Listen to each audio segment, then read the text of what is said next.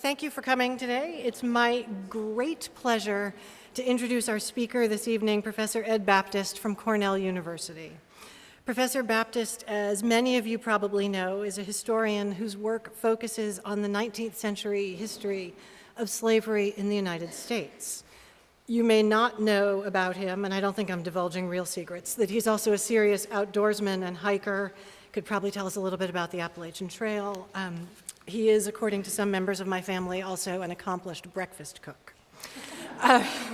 Ed is the author, more seriously though, Ed is the author of a number of articles and books, including his first work, Creating an Old South, Middle Florida's Plantation Frontier Before the Civil War, and then an edited volume, New Studies in the History of American Slavery, which was a volume he co-edited with the late Stephanie Camp. Last year, Ed published The Half Has Never Been Told, Slavery and the Making of American Capitalism. More recently than that, he's also been at work on some projects related to the history of fugitive slaves.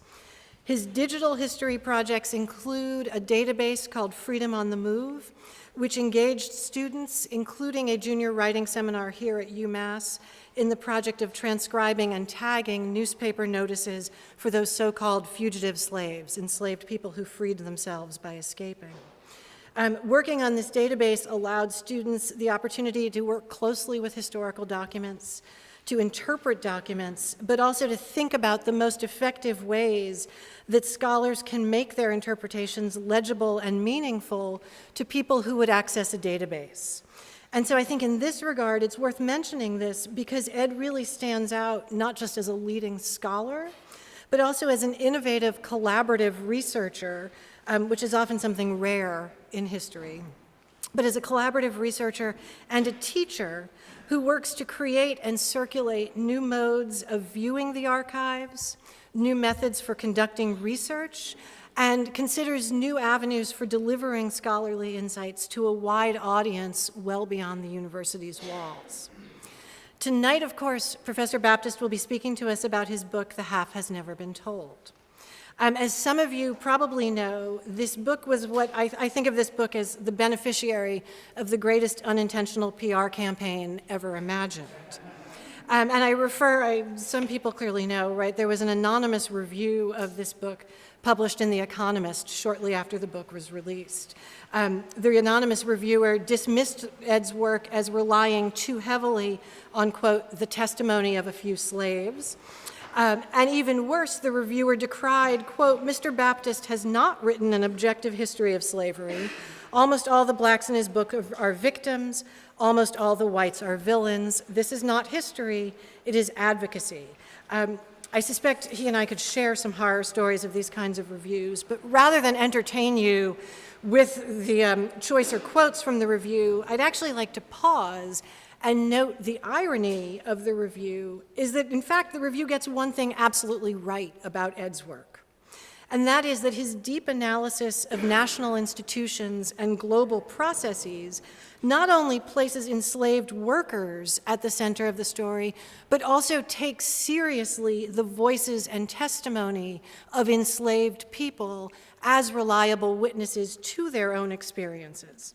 And so he places enslaved bodies, but also enslaved voices, at the heart of his story about the development of capitalism, and indeed about the making of the modern United States. So lastly, because this is really about Ed and not me, I just want to remind you that there's a book signing outside of this room after the talk. There are books available for purchase, and Professor Baptist will be available to sign your book if you like. So without further ado, my friend Ed Baptist.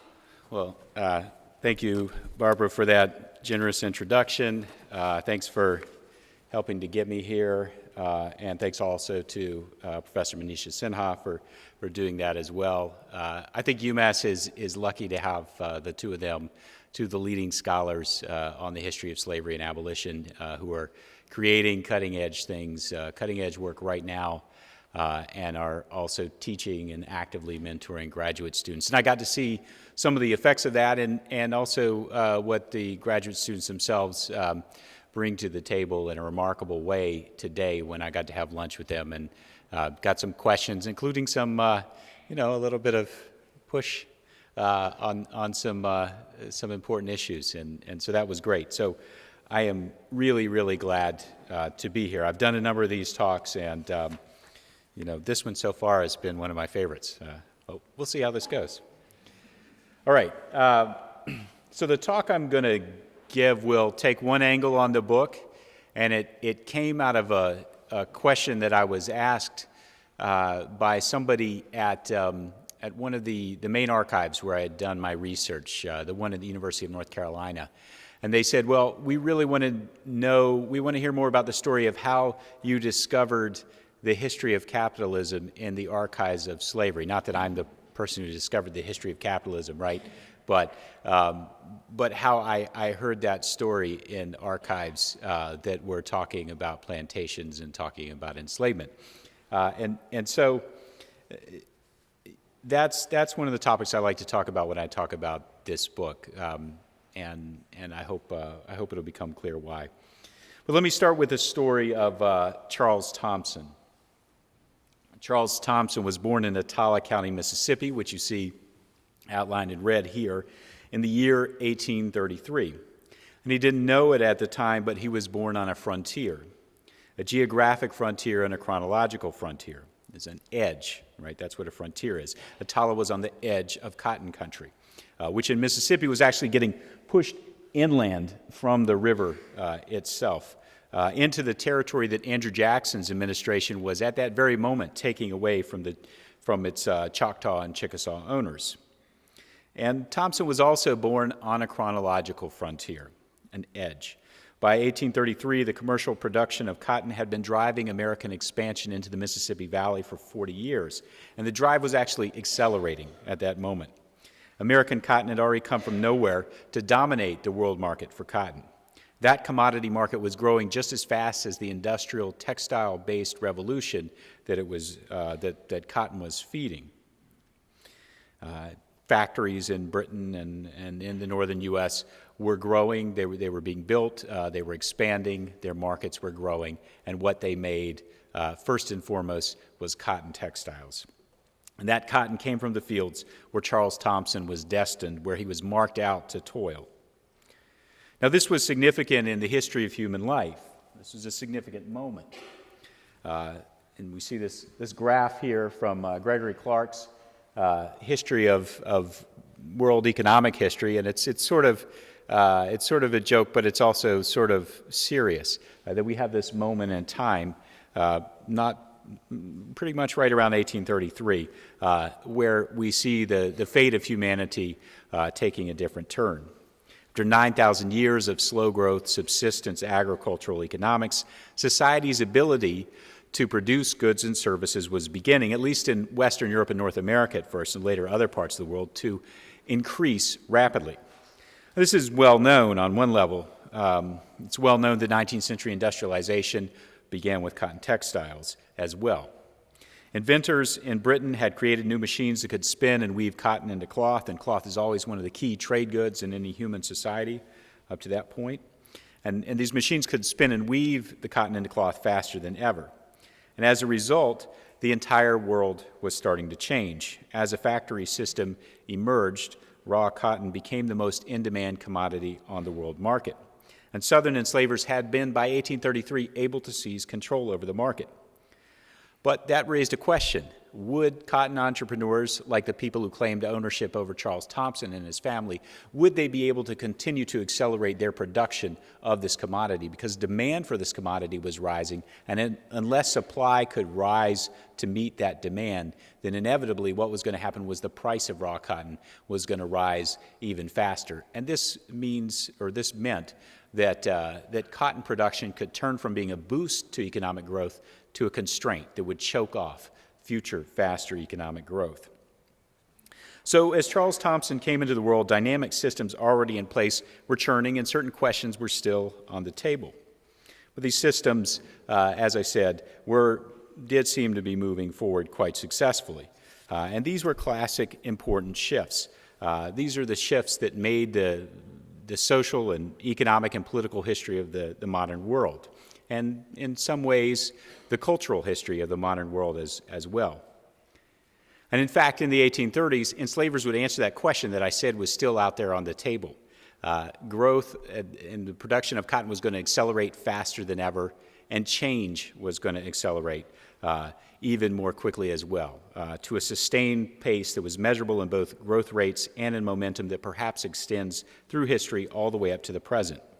Political and financial innovations were about to feed vast new amounts of credit and tens of thousands of additional enslaved laborers into the ever-widening cotton fields of Mississippi and Louisiana and so on. 1833 was also the year when Andrew Jackson began to destroy the second bank of the U.S., the Federal Reserve-like regulator on the financial economy, unleashing state-chartered banks. And these, in turn, would unleash an array of new financial scams and schemes that would use enslaved bodies as a collateral for financial instruments that enabled people in distant cities like London and Amsterdam and New York to invest in the expansion of slavery, invest in the expansion of cotton production, but to do it at second or third or fourth hand without ever having to get their hands dirty. And that would in turn also allow enslavers to expand and expand and expand, buying still more human collateral and expanding their operations. And all of this borrowing and buying would lead to still more borrowing and buying, in a frenzy familiar to those of us that watched the bond-fueled real estate market of the previous decade and saw what happened afterwards. But a lot of change happened as a result of these political decisions and these financial processes. On the leading, bleeding edge of capitalist expansion in the 1830s U.S., enslavers would, by the end of the decade, be able to move 250,000 enslaved people from older states like Maryland and North Carolina to new cotton frontiers like Attala County. By 1837, they had doubled U.S. production of cotton, which meant that they had, in some ways, doubled their control or the extent of their control over the world's most widely traded commodity. And eventually, the bubble that I described burst, at least temporarily, this bubble of slave prices, land prices, and which was implicitly a giant bet on the future price of cotton. But booms and busts leave their traces, they shape history, they change people's lives. Thompson recalled in his 1872 account of his own history an autobiography that was one of more than 100 such memoirs published by survivors of enslavement during the 19th century. He recalled that as the dust of the 1830s boom and bust cycle began to settle, the stability of his own life crumbled. His enslaver died, and this was always a dangerous moment for people who were counted themselves and their bodies as liquid wealth, as 20% of all of the wealth on the books of the 1830s U.S. 6 heirs split up the Attala property's enslaved families. They sent Charles, his father, and his mother to 3 different places. And Charles was moved specifically to one heir's property in Pontotoc County, Mississippi. And there he found himself, as still a young boy, at one of the 2 or 3 key crossroads in an enslaved person's life on the frontier.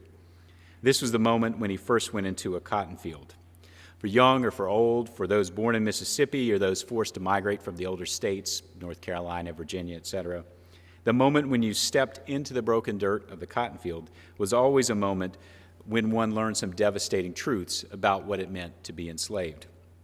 Because people brought from the old states consistently reported the work was harder.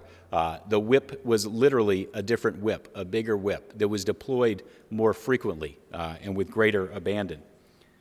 Charles Thompson, born in Mississippi instead of Virginia, didn't have those comparisons to the old states. But just like forced migrants, he had to learn new things. And one of the things he learned was that he was always going to have to keep learning. He was always, in fact, going to have to keep inventing new answers to the questions he was being asked. And let me explain what that means. So after the invention of the cotton gin, everybody's heard about the cotton gin. You answered a question on it for your high school history exams, etc. After that invention in 1791, cotton picking became the bottleneck in the production process. So this was the point in the process that slowed everything else down. People could plant and cultivate more cotton than they could pick before the harvest had to end. Eventually, the cold weather would come, and the cotton that was still left on there unpicked would turn brown and brittle, and it wouldn't be useful. So enslavers, Thompson found, pushed enslaved people to to pick as fast as they could all day long. And then they weighed how much had been picked and wrote it all down on a slate. And let's see. Here's one of our earliest images of picking. Here's carrying the baskets of cotton back to the scales to be weighed. And here is where they transferred the numbers after they were put on a slate.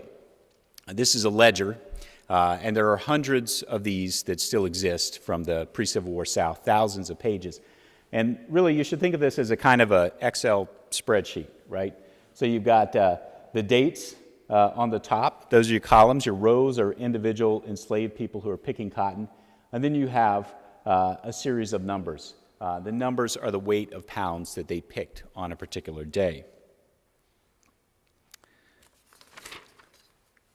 Now, what people found when they first started to pick cotton was that the highest number they could pick after a few days would become their daily future requirement. And this daily future requirement had to be met or else. As Thompson recalled, each picker had a stint or daily task to perform. That is, each of them was required to pick so many pounds of cotton, and when in default, they were unmercifully whipped. Now, Thompson was small, and he was slow, his hands were slow, and so he had a problem.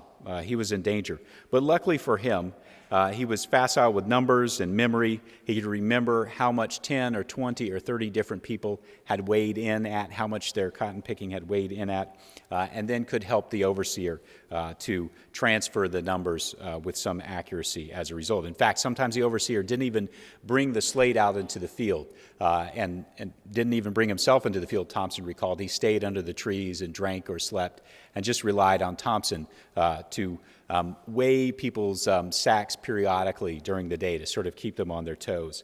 And then he would tell the overseer how that process had gone, so he knew if anybody had been slacking off in the middle of the day. Thompson had to perform feats of mnemonics to remember all of these numbers, and he would certainly be challenged by an individual picker, usually an older person, an adult, if he got one wrong. But it was really the pickers who had the harder task, and their ability to meet or not meet those tasks was gradually encoded on the paper of the ledgers that the overseer kept. Because on this slave labor camp in Pontotoc, as with others, quotas or stints, as Thompson and others called them, were individual. And again, at this slave labor camp was like others, individuals' own individual stints were gradually increased over time. Enslaved people like John Brown found that as I picked so well at first, when he was given a 100-pound stint, more was exacted of me, and if I flagged for a minute, the whip was liberally applied to keep me up to the mark. By being driven in this way, I at last got to pick 160. And if you think about this increase in the size of one person's stint for a moment, you'll start to understand many facts that I think we historians are still trying to make sense of. Such as, why would enslavers weigh production every single day? Why would they record it? Why would they keep this in ledgers? In other words, this is a record of weights, but it's also a record of whipping. It doesn't explicitly say who's whipped, but it was used to help enslavers keep track of how much people had picked and let them know when folks were slacking off, and give them, if you will, a technology to help them know when they should, if they were going to keep up their system, whip individual people.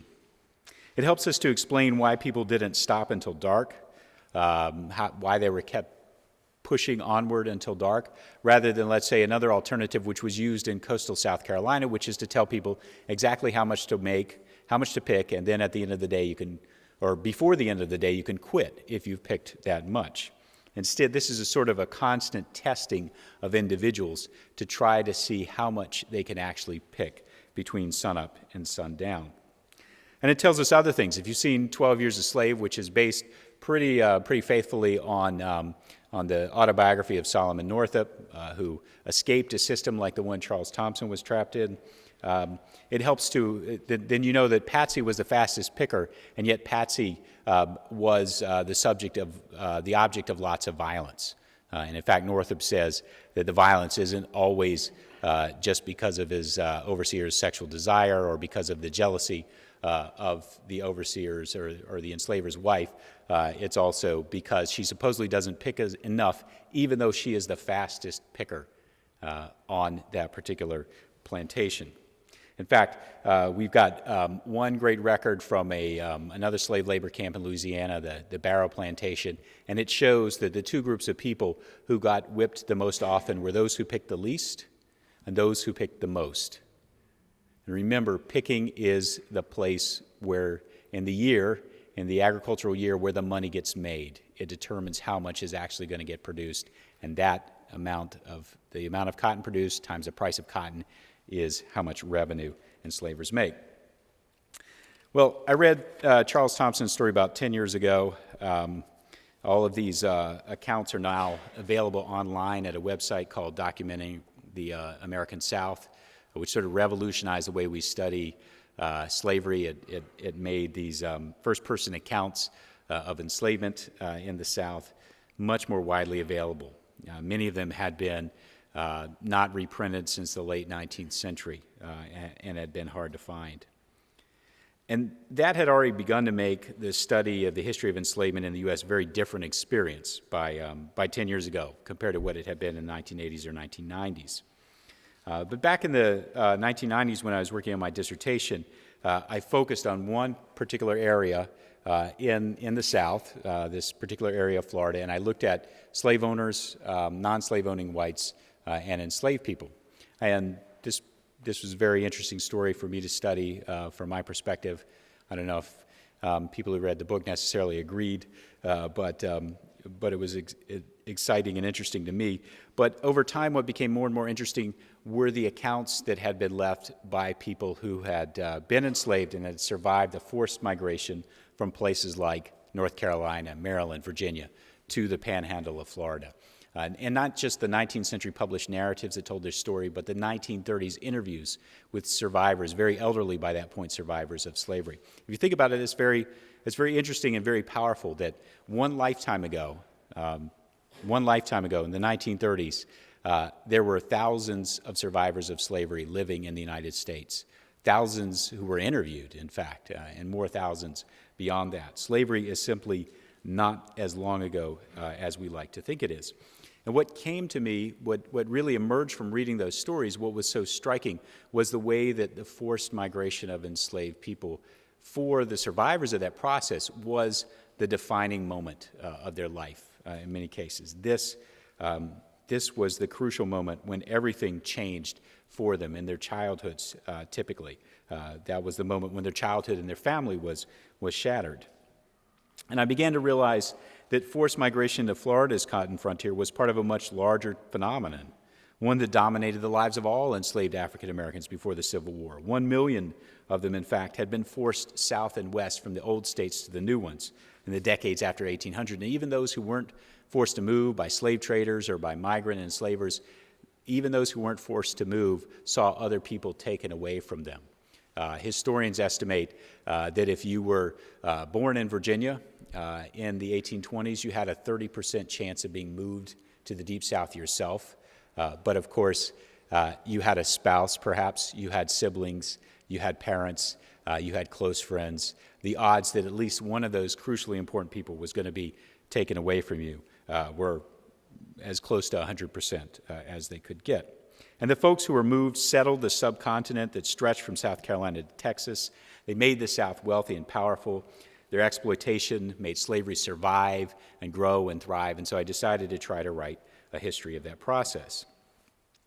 Well, I went into the archives expecting to find out about family separation, the recombination of cultural codes, resistance to forced migration, and I found all of that, but I also found some other things as well. In fact, what I found, I believe, was one of the origin points of the economic, social, and cultural world in which we all live. Again, 1833 is a crucial frontier, not just for Charles Thompson geographically, but a crucial frontier for all of us, as all of those decades around 1830 are. They're a crucial frontier for us chronologically, historically. This is the moment when we become modern. This is the moment when Western economies modernize. This is the moment when we escape what the historian Kenneth Pomerantz called a Malthusian cul-de-sac. what this means is that in traditional agricultural societies, economic development eventually ran a society as its population increased up against resource limits imposed by both the natural world and by the limits of technology. And at that point, the four horsemen of the apocalypse, famine, disease, war, and conquest, were ready to ride, and civilizations would collapse, fall backwards, etc. Great empires ran into this cul-de-sac and collapsed, like China did between 1700 and 1850, just as one example. And in fact, it's only between 1750 and 1850 in Western Europe and North America that human societies first achieve the miracle of sustained high growth rates and sustained technological change that substantially increased productivity across the entire economy eventually, substantially increased the amount of goods and services that labor could make in a set amount of time. And answering the question of why and how that happened is the key story in some ways of modernization and modernity. One of the key stories that history as a scholarly discipline was invented to answer. This is the source of the great divergence that finally ensured that the West would dominate the rest, at least until Asia could rise again. And historians have offered lots of explanations for this historical shift. Specific technologies, like the spinning and weaving mills, or like the steam engine. That's what caused it, some say. Private property as a cultural and legal force, which is a sort of a new invention in human history and in the Western world in the years after 1500. Maybe that's the cause. Some have credited a cultural capacity for inventiveness that's found specifically in the West. In other words, although these historians don't emphasize this, this is essentially a sort of a racial explanation. And so it's problematic for all kinds of reasons. Maybe government policy did it. There are all kinds of answers that are offered. And most of these focus on some sort of supposedly special qualities of Western societies. Many historians and economists have rejected, often without much consideration, the Eric Williams thesis, which argued that, in fact, it was slavery in the Caribbean and the slave trade across the Atlantic that helped to capitalize British expansion in the 1700s and 1800s in particular. Well, I didn't know that I was going to try to contribute to the explanation of this macro-historical question.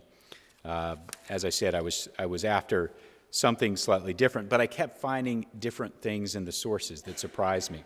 One was that most of the records that slave owners had saved related to money, more specifically with three types of economic goods: enslaved people as wealth and collateral, that's one kind; second, with credit, another economic good, a little bit more ephemeral; and finally with cotton. Some of these records pointed me to a deeper engagement with the banking system, and I can certainly talk about that more in the Q&A. Suffice it to say that many of the things that we think Wall Street invented in the years after 1970 were invented a long time ago, and some of them were based on the trading or the investment in enslaved people's bodies. Some of these documents pointed me towards the domestic slave trade, which emerged in the U.S. to supply these cotton regions with additional labor. And of course, the more liquid and tradable, as it were, enslaved people were as bodies, the better collateral they were for world financial markets to manipulate them. And some of them pointed me towards cotton, and especially these documents right here seem like a great big puzzle. On the one hand, it was obvious that enslavers would want to measure daily output, but I only really figured out their meaning when I started to dig a little deeper.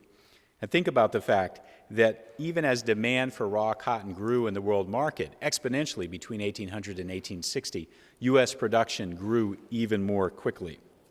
By 1860, this brought the real price of cotton to 25% of its 1800 real price, so inflation-adjusted price per pound. So as demand is going up, real price is going down. And U.S. producers could produce cotton more cheaply than anybody else. That's how they were able to get control of almost 90% of the cotton market in Liverpool, which was the world's central cotton market. By 1860, U.S. production of cotton had increased something like 650 times over, even though the number of enslaved people who were picking it had increased only about 40 times over.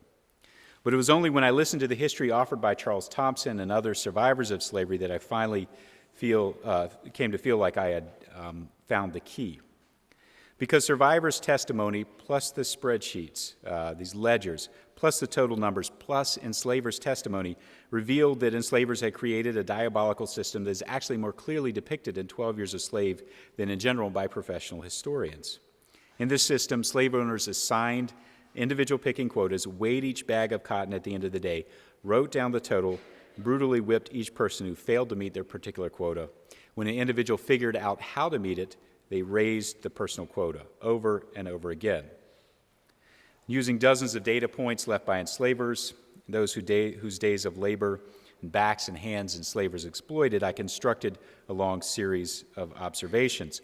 And this data seemed to indicate that the average daily stint had increased about 4 times over between 1800 and 1860.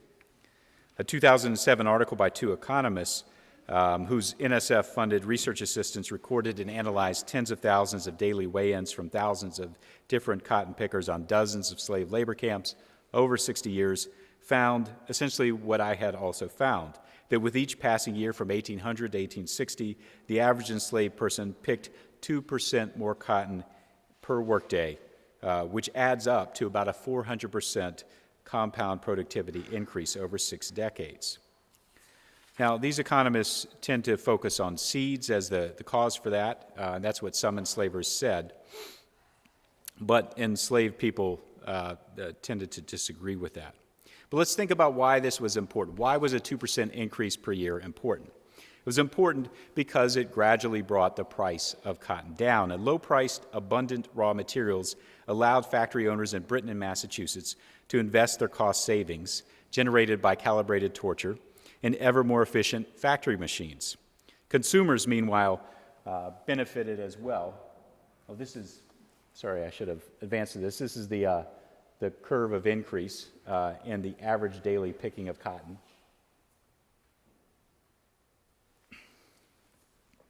This is the New Orleans levee, which was the busiest cotton port in the world, or busiest exporting port, the 4th biggest port in the world by the 1850s.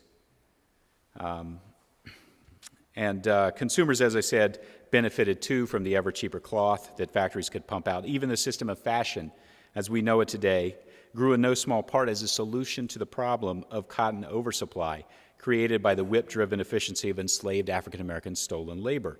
Consumers had to be convinced to buy still more, to buy more all the time. You could only wear one outfit at a time, so people had to be convinced that their outfit's relevance or fashionability had expired so that they would continue to buy more cotton textiles.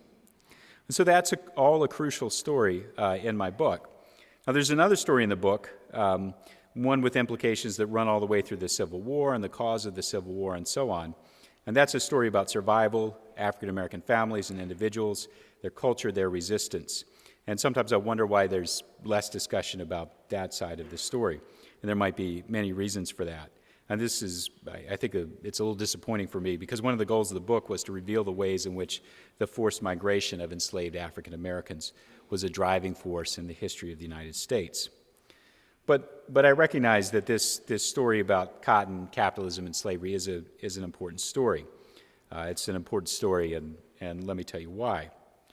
A 400% system-wide increase in the efficiency of production of the world's most important commodity over 60 years must be described as an increase in efficiency that has tremendous implications for the rest of the economic system. Anything else, I think, would be special pleading on behalf of the claim that slavery hindered rather than helped the rise of British and American capitalism to dominance over the global economy. In fact, the market marked this efficiency by flocking to American cotton relative to other producers. The U.S., as I said, went from 1% to 88% of the world market in cotton at its most important point, Liverpool, and pushed down the price of cotton, as I described before. Some people find it unlikely that the intensity of labor and labor management processes could lead to a 4-fold increase in productivity in 60 years. It's just not possible, they say. But of course, about 40 or 50 years after slavery ended, Frederick Winslow Taylor and a team of stopwatch-wielding assistants, the inventors of so-called scientific management, would claim to increase the productivity of iron carriers 4 times over in a week. Now, they might have overstated their claims, but the entire field of management studies might beg to differ with the claim that we can't improve work output by changing incentives. It's just that the incentives in slavery were, in fact, torture. And a good way to think about the entire system, I think, is offered by a man named Henry Clay. And Henry Clay, of course, was a famous American politician, but I'm not talking about that Henry Clay. I'm talking about a different Henry Clay. I'm talking about an enslaved man born in North Carolina about 1835, somewhere in there, moved to Mississippi and then Louisiana by his slave owner as a boy. He grew into a man in the cotton fields. And he was asked, as a very old man, about 100 years old, in Mississippi at that point, he was asked whether he remembered his slave owner as a clever man. And he said, well, yes, he invented things. And they said, well, what did he invent? And he said, well, he invented a machine that ensured that all of us would work incredibly efficiently. He invented a machine that was set up like this. It had a wooden bench. And if somebody wasn't working fast enough, if they weren't hoeing fast enough or picking fast enough, they'd be brought in from the fields and strapped face down on the bench with their shirt off. And over the bench was a wooden wheel that was attached by a series of pulleys and cables to a foot pedal. And when you pumped the foot pedal, the wheel turned, and attached to the wheel were some thick leather straps. And this would turn and would thrash the back of the person strapped down into jelly. He said, yes, this was a whipping machine, and it worked very, very well. And it's certainly possible that the whipping machine actually existed as a thing that some sadistic and cruel individual spent lots of time inventing. But I think it works even better as a metaphor for an entire system that is geared with almost mechanical but certainly technological efficiency to drive, to extract, to push production out of individuals on a mass scale, individuals at the rate of 2% more every year. And I think we should think about the implications of the fact that the efficiency of cotton picking grew by 2% per year for what may have been the most crucial 60 years of Western society's transition from subsistence agricultural to high-growth modern economics. We like to think that the industrialization that lifted the Western world from rural backwardness to ever-improving standards of living was produced by clever inventors, factory workers, and captains of industry, and they certainly all played their role. But American cotton made by slaves was the key raw material of British and American factories, which mostly made textiles. Millions of people were moved to slavery's frontiers, and like the ones measured by Charles Thomson, they were driven to produce that cotton ever more cheaply. The plummeting price of cotton enabled investments in new products that went beyond textiles and the accumulation of massive concentrations of wealth that are still with us. And those concentrations are like the first crucial years of savings in a retirement portfolio. And refusal to admit the contribution of slavery to this growth is long-standing because that connection has political and intellectual implications. Intellectually, a long-term, highly consequential increase in the productivity of enslaved labor implies that capitalism and freedom do not inevitably go hand in hand. A rising tide might not only not lift all the boats, in Ronald Reagan's famous formulation, but in fact, the water level might be rising because of all the bodies being drowned in it. And politically, it isn't a surprise to me that the question of reparations for slavery often comes up when I make this argument. Now, I think the book doesn't explicitly advocate any policies, but if I'm correct about the essential role of continuously innovated, intensified, coerced, more efficient labor in enabling and sustaining the cascading effects of economic modernization, we are all living off wealth that perhaps could only have been created by slavery, and certainly was created in large part by slavery, although some of us are much more able to access that wealth than others. And whether or not cotton slavery was a sine qua non, whether or not in some alternate universe industrialization could have occurred without the pushing system, without the whipping machine in this universe, the one we actually do live in, it did rely heavily on exploitation by systematic torture. The assumption that efficiency should trump everything else was in fact generated back in the glory days of American slavery's expansion. It still expresses the core value that emerged not only from techniques in the slave fields, but from most other Americans, even non-slaveholding Americans, willingness to let 4 million Israels and Patsies, Charles Thompsons and Patsies, endure any kind of management which enabled then unprecedented economic growth to continue. That was the assumption that efficiency, making more stuff with less time, fewer laborers, was the value that trumped all other considerations about how people could and should be created. Even those who argued against slavery often argued that it was bad because it was supposedly less efficient than free wage labor. And that's a trap. It's a trap that we're still stuck in. Look around us. Everywhere from Jiffy Lube to Amazon warehouses to grocery checkouts, we find not only technology, but time and motion management increasing productivity by providing structures and incentives which demand that humans move their bodies faster, with fewer pauses, with greater skill and accuracy and precision. And that's not slavery, but it's also becoming less human over time at the same time. Look at the intensification of labor even among professionals like doctors, lawyers, and stockbrokers. So again, it's not slavery. But they're driven, their change, the speed up in their work is also driven simply by imposing new expectations and standards, positive and negative standards. And look at your own lives. See yourselves answering email, as I know you do, at 11 p.m. or 6 a.m. Open your eyes to that, and what that means. It means that you too are paying for the slaveholder's success in your own small way. Thank you.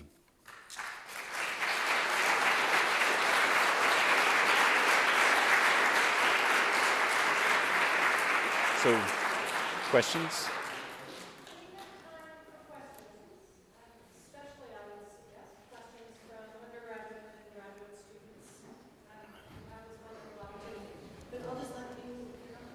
Okay. Should people use... There's a microphone, so please come up and introduce yourself and use the microphone in the center. Don't be shy.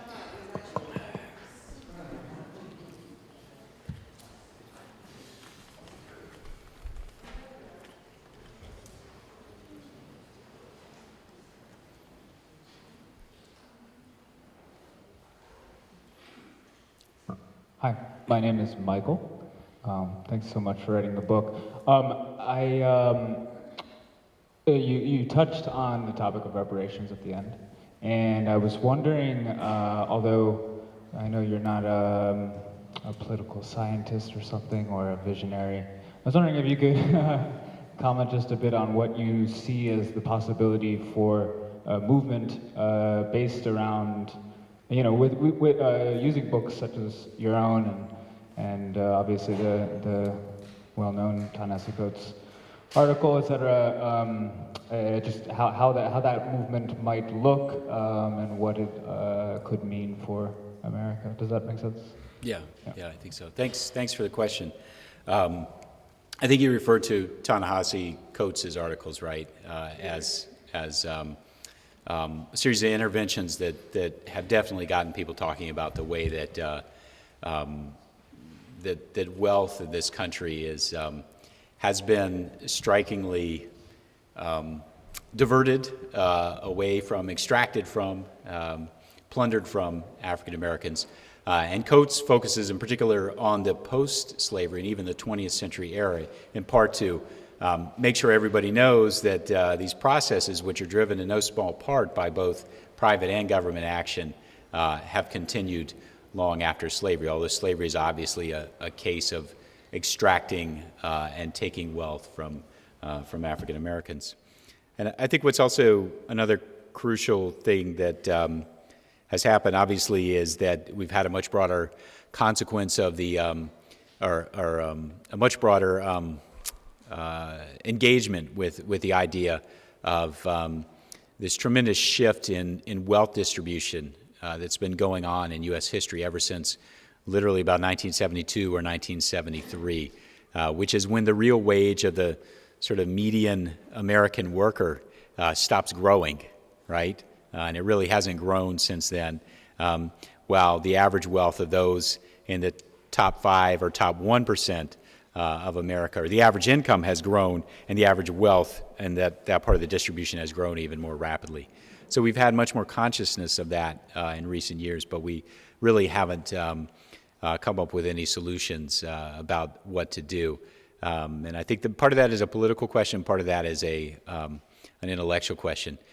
Politically, obviously, it's really hard to bring about change when you've got a system in which not only are corporations people, but in which we've got this incredible gerrymandering in the American political structure. So whatever American voters want, and whatever which is, maybe different from what I think they should want, or maybe it's not different from that, but whatever they want, they're not going to get it because of the gerrymandering of the political structure and the influence of big money on the political structure. If you look at the distribution of contributions so far in the presidential campaign, that'll make it pretty clear for you. So politically, it's kind of a fraught question, which means that if there's going to be any shift towards A, reparations, and or B, some sort of shift in the structure of wealth in this country, which really does limit options, not just for most people who are directly affected by these historical processes of plundering, i.e. those who are identified as African Americans, but really for all Americans in some way, except for maybe the top 1 to 5% in the wealth distribution. How we're going to achieve that is if we are going to achieve that, is kind of unclear. But it does make it important for us to think about what it is that we think would be just and what it is that we think would be fair, so that at least we have something to aim towards, right? And I certainly think that that some process of reparations for slavery and the long processes we could identify as Jim Crow are really important, because it's not just that private individuals did that they carried out these processes, is that the American government was an active force in creating these processes. Slavery could not exist without a government. You cannot keep 3-4 million people in chains without the knowledge that the military is ready to enforce that. You cannot keep 3-4 million people in chains without the law being ready to enforce that. You can't keep all those people in chains without a process of tracking down and capturing fugitives. And you can't have a market and enslave people's bodies unless the government makes a market. So the U.S. government is certainly an actor that has some reparations to pay in this process. The bigger questions, of wealth redistribution, et cetera, there are a lot of great ideas out there that I've heard. They're not original to me, but I'd be happy to talk more about those later. Yeah. Thank you very much. I did not read your latest book, but I read your last book on Florida. And I Cool. One of the things that seems to come out with the way you think is about applying fraught conceptions of small systems. If we look at just the frontier in Florida as the frontier in Florida, and then understanding how they relate to larger and larger systems. Maybe this relates to your last question, maybe not, but I guess you seem to be saying very clearly that the way that we've conceived of the world in the 19th century is wrong. We need to reconceive the story that we have around capitalism and really around the formation of our identity and where our identity in the capitalist world came into being. And for one, is that kind of an implication of your book? Or what are you really trying to say in regards, or what comes out in your thoughts in regards to larger systems of how we conceive of, how we mythologize the world in the 19th century, how we understand the stories that came to be at this time? And how does you're bringing slavery, which was a system that existed well before what we traditionally consider capitalism to start, into this discussion, really make us see the world in a new transnational light, or in a more interrelated light? Yeah, that's the question. So I think those are great questions that probably you could write a book and answering them, and it'd be a pretty interesting book. But let me give you my take on the first one, the idea that small systems can help us to see new things about big systems. Marx, of course, thought that you could understand the nature of capitalism by looking really at the factory itself and at the exchanges and exploitations that are happening right there on the factory floor, when the worker gets his pay slip, when the worker makes things, right, when new machines are introduced. And yes, that's correct. Adam Smith thought you could understand things about capitalism by seeing what was happening with the division of labor in a pen factory. And I think, likewise, we can also understand crucial things about capitalism by understanding what happens when an enslaved person is told, you picked 150 pounds yesterday, but you have to figure out how to make 160 pounds tomorrow. And we can see how those sorts of processes can be passed on, not just in terms of extra efficient production within slavery, which affects all sorts of other parts of the capitalist system, but as intellectual capital, right? That is reapplied to other kinds of economic relationships. You know, this structure of gradually raising incentives, right, is something that we find reappearing again and again in both slavery and wage labor and everything in between. Secondly, you asked a question about how does, which I think I would condense as, how does what happens on the cotton frontier relate to the wider world? Right? Does it tell us new things about transnational relationships, et cetera? I think it does, and I think it tells us things not just about the 19th century, where we see that in Cuba and in Brazil at the same time you have similar processes going on with a rapid intensification and expansion of the efficiency of slave production and products that are crucial for the rise of capitalism. Sugar, which becomes an industrial food at this point in time and is being produced literally 3 or 4 times more efficiently by 1860 than it is in 1800. And coffee, which is undergoing a similar sort of transition. Some of you might say, how is coffee an industrial good? It's an industrial raw material. If you want to get your workers to stop drinking alcohol and going to the factory and messing things up, you provide them with coffee. You convince them to shift to coffee. It's crucial. Anyway, so we see that these links, these similar processes are happening in other places in the world at the same time. But I think it should also point us to a new engagement with the global economy today and say, and to ask the question of, is free wage labor, the kind that we believe we have here in the U.S. and in some relationships we do, for sure, and others maybe not so much. But is that really the dominant form of labor around the globe today? Is that really how we should understand the capitalist economy? I think what we would find is that the global economy has a wide spectrum of labor relationships, some of which are shockingly, obviously exploitative, some of which are covertly pretty darn exploitative, and others where we could say, okay, there's more freedom happening here, and if we want greater freedom for human beings, we should turn our attention to that fact, that there are things that are very much like slavery which persist today, and sometimes in places that we don't think of them persisting. Yeah, thanks. Hello, my name is Mary Hicks, and I'm a professor at Amherst College.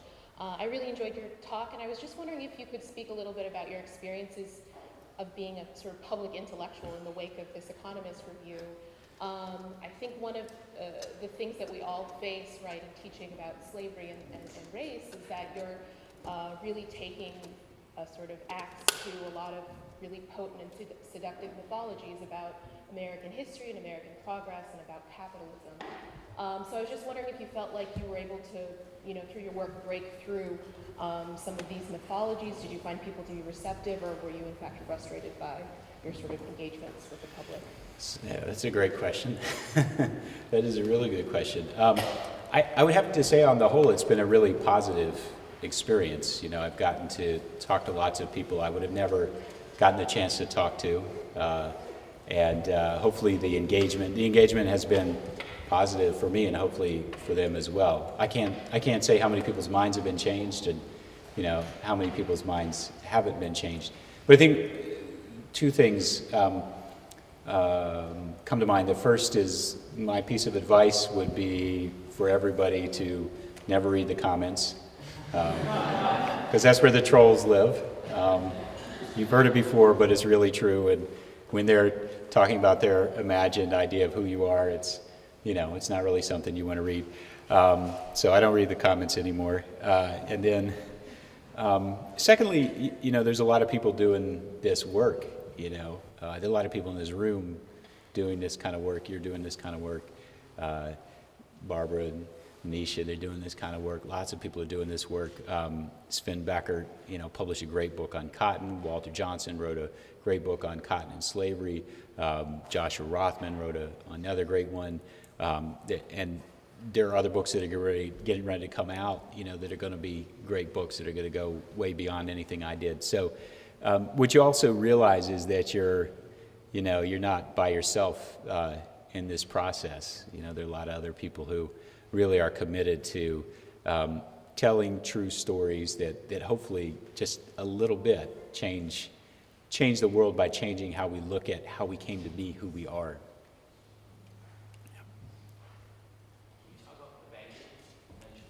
Oh, the banking. Yeah, well, basically, I kind of cut that story out so that I didn't go on even longer. But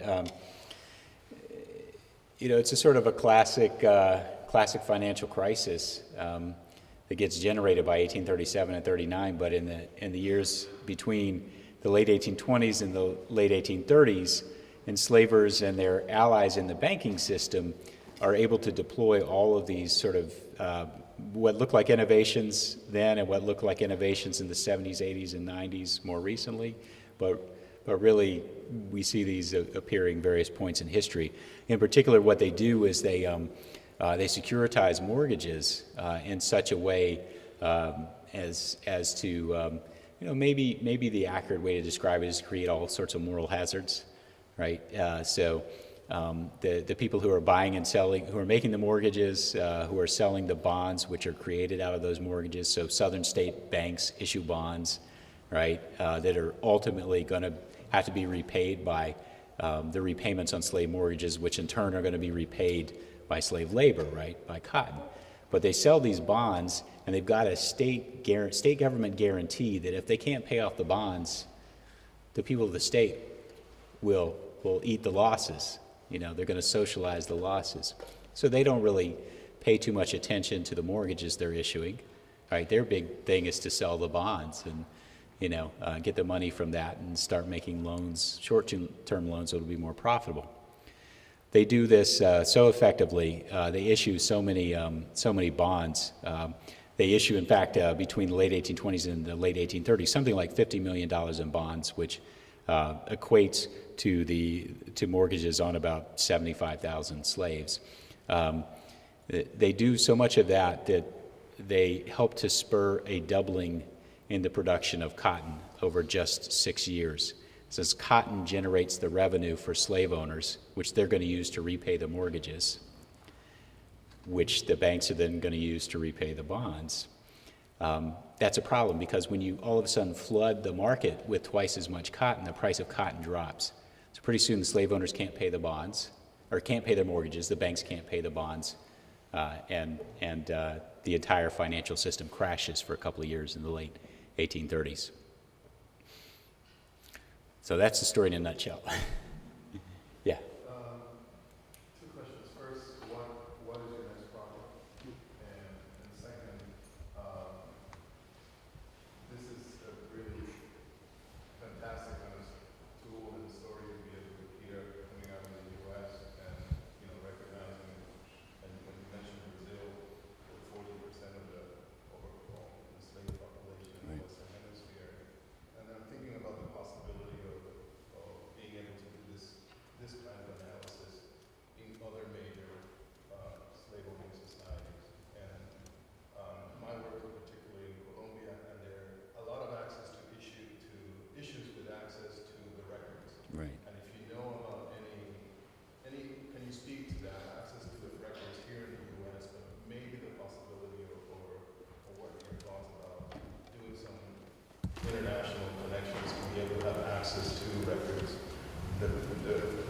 predicate of Popayán, for example, which was one of the main centers of La Gran Colombia, where there are tons of records. You don't get in there if you're black. You don't? You don't get access to it if you're black and today. And so I just wanted to kind of see what your thoughts on those things were. Well, on that last point, to me it sounds like U.S.-based historians in the U.S. Academy, and not just historians of Columbia, should be pushing their colleagues to challenge that policy, because how can you have good scholarship if people can't get access to the records? And how can you have good scholarship if only a tiny group of people really get the chance to do good scholarship, right? I mean, that seems like something where the U.S. Academy should be taking more responsibility. You know, we have the most prestigious university system in the world, we have all sorts of privileges, and it seems to me incumbent on us to push our colleagues in Columbia and any other connections that we have to do something to ameliorate that policy to the extent that we can as scholars. I think these kinds of analyses are doable for other societies. I have colleagues in Brazil and colleagues, some in Cuba, some in Spain, some here in the U.S. who work on Cuba. We're doing that kind of work in those other 19th century societies, slave societies that are expanding really rapidly and are directly connected to some of the most dynamic sectors of the industrial world. But you know, I think slavery changes, right? 18th century slavery is different, 17th century slavery is different, and so the kinds of analysis you would do there would be different. And I think we have to look to the experts on those centuries to figure that out. But in terms of my next project, Professor Krauthammer alluded to it a little bit. I'm working with a couple of colleagues on developing this big, hopefully fully comprehensive database of so-called runaway slave ads. And we believe that there are well over 100,000 of those out there. We have several thousand of them in there now. We're working on the technical side of things. We're trying to create a sort of engine, a website that will allow anybody ultimately to go in there, to view a digitized ad, and to help us to sort of process that, to transcribe it, to get us to record key data, about the individual who's being pursued, who is the prey of enslavers, if you will. Because often this is the only time that individual appears in the historical record. And it happens again and again and again. In fact, enslavers have a sort of incentive to,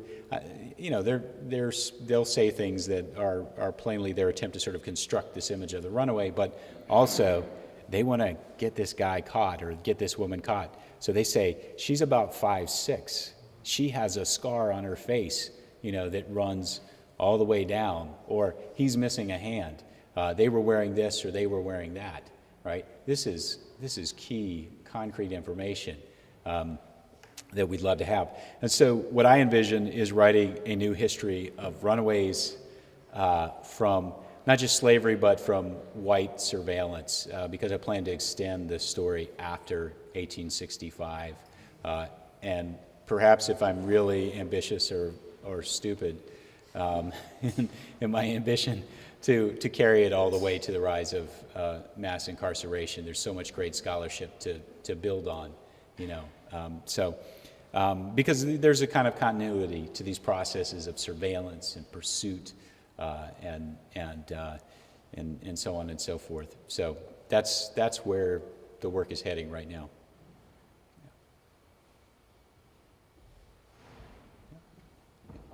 Considering the relationship between slavery and capitalism, I'm curious what you think. Could you elaborate on the sharecropping system in capitalism? The sharecropping system in capitalism, yeah. So, yeah, the sharecropping system is, one of the most studied aspects of economic history in the U.S. in some ways. But of course, people are still disagreeing about it. How productive or unproductive it was, and so on and so forth. The sharecropping system, it seems to me, by any measure, is less efficient at producing cotton at least in the first 20 or 30 years after it comes to be. And I think this is a key thing for us to recognize because it suggests something about the efficiency of slavery at producing cotton.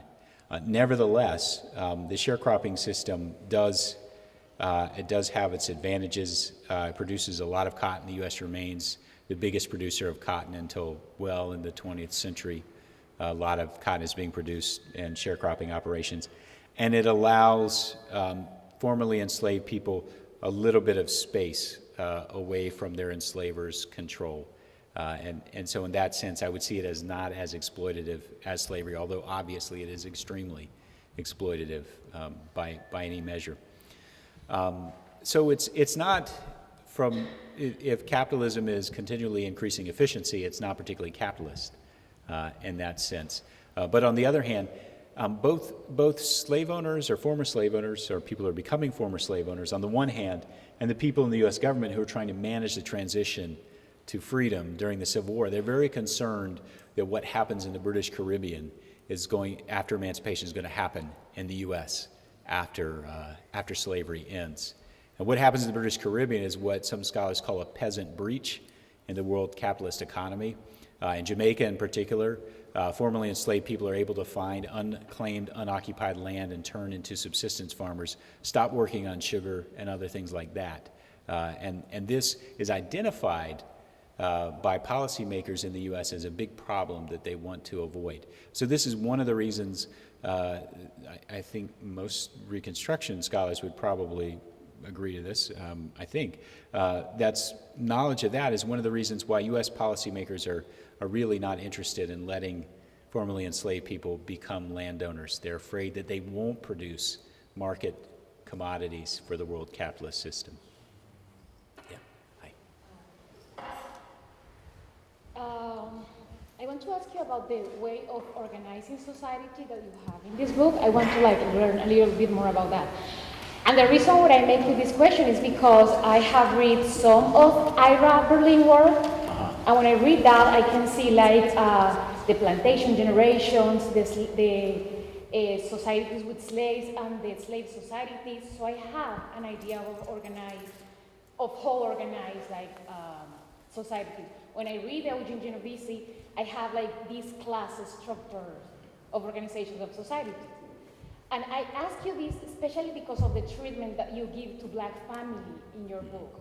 So when you talk about the destruction of Black family that slavery has, I wonder how is this author organizing society? So I just want to learn more about that. I know when I read the book that you use this symbolical notion of the body, and you have the thumb, the right leg, the right hand, the left hand. But it's still it's not clear to me how you are organizing societies here. So that's it. Okay. So I think Ira Berlin is a scholar I have learned a lot from. He is certainly, as you suggest, he's given us a kind of a typology of slavery in the U.S. and slave society and how it changes. It's dynamic too, right? He talks about how it shifts over time and space. So what I'm mostly talking about in my work, and Berlin is, let me back up. Berlin is talking in particular until his most recent works about society in the Chesapeake and in the coastal regions and in areas that are dynamic and that are changing, but I would argue do not have the same kind of destructive forces unleashed that we see in the 19th century. And his later work, he's trying to tackle that as I am also. So I think it's hard to talk about this sort of organization of slave society in the 19th century, particularly in the cotton frontiers, because it's hard in this sense. Enslavers are working so hard at prioritizing the rapid expansion of production that they do things which dramatically disorganize human life for enslaved people. They work very hard at that. A good example of that would be the structure of the slave trade, which is primarily composed of preteens, teens, and very young adults, who are moved 700 miles away from all of their horizontal and kin relationships, and they have to reconstruct their society. So what we see is a constant struggle, right, between two dynamic processes. One dynamic process of destruction in the market, in all kinds of markets, the slave market, the cotton market, et cetera, that enslaved people are forced to undergo, and one dynamic process of construction, reconstruction, that they're constantly trying to carry out. In the book, one of the things that I emphasize, I spent a few pages talking about, actually, is the role of men as caretakers in newly reconstructed families on the cotton frontier. So women are certainly doing this kind of work, but we're not conditioned to seeing men carrying out this kind of work. But in fact, I would argue that we see them doing that in a very just sort of basic day-to-day set of processes of keeping people alive and figuring out how to build new relationships between the people. So it's sort of two dynamic processes at war with each other, if you will. I was just wondering if you noticed that the change in working conditions, the change in the kind of stresses that are put on enslaved people, changes the formulations of race that are imposed on them as well within those societies on those frontiers, compared to, say, the areas that were studied by Berlin and Chesapeake, the more traditional, older, coastal areas. Do you see a shift in American racism in those new kind of hyper-capitalist areas? Yeah, that's a good question. And one thing that we hope to figure out once we get 150,000 runaway ads in the system is to figure out if we can, for instance, map changes in terminology over time and place and so on.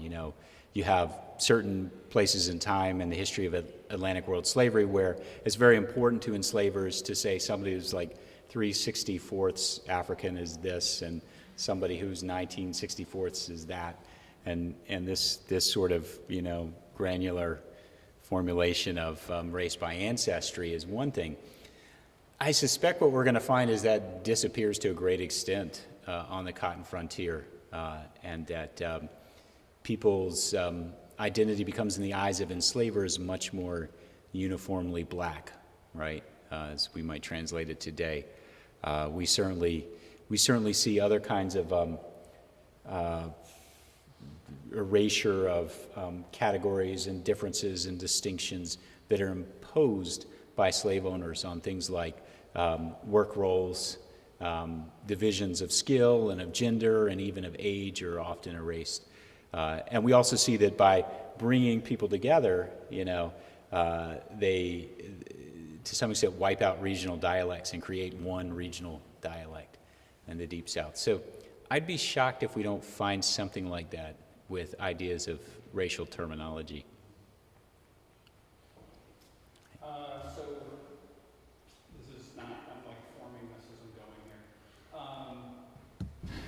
My dissertation research kind of touches on this a little bit from the other side, right? Working from the north kind of out, looking at African American property ownership in Massachusetts post-emancipation, right? Where property ownership is it looks like property ownership is a way for former captors to keep labor on the property working for them, right? Not quite sharecropping, but giving them this little parcel of land to live on that they can subsistence farm and then devote some of their labor back to their former captor. This is happening, 1793, 1795. I mean, do you see kind of documents or literature where folks are hashing this out, where we can't let these former captives now become landowners and have a stake in this, property-based production capitalism. You mean after 1865? Yeah. Yeah.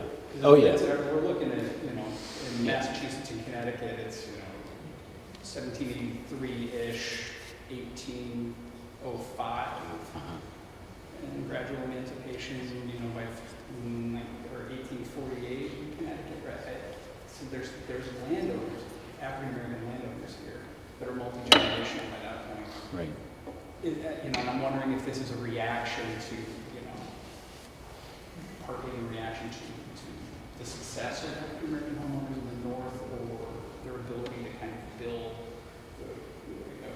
community-based wealth and kind of extricate themselves to a degree from the system? Well, it's definitely about maintaining dominance in the post-1865 South. And in the cotton South in particular, it's about maintaining a available and hopefully cheap, from the perspective of planters, labor force. And the historiography on this is pretty rich. There are lots of accounts of, the sanctions that are placed on whites if they sell to formerly enslaved African Americans, if they sell land, as well as the violence inflicted on African Americans if they dare to buy land or build nice houses, or, God forbid, paint their houses and things like that. But of course, it's not only economic. That's also political. It's also about maintaining, the value of whiteness, as a certain kind of capital and a certain kind of status. Yeah, definitely. It's all over the sources, all over the historiography. Yeah. Okay, thanks. Sorry, I'm coming from anthropology, Sure. so my breadth of knowledge. Oh yeah, no, absolutely. I think it would be a great case to look at, because I think, if you look at the Reconstruction literature, it may well point you to things that you're seeing in the data, but the shape of it's going to become more clear if you look at the Reconstruction literature. So yeah, I'd start with Eric Foner and work out from there. Yeah. Other questions?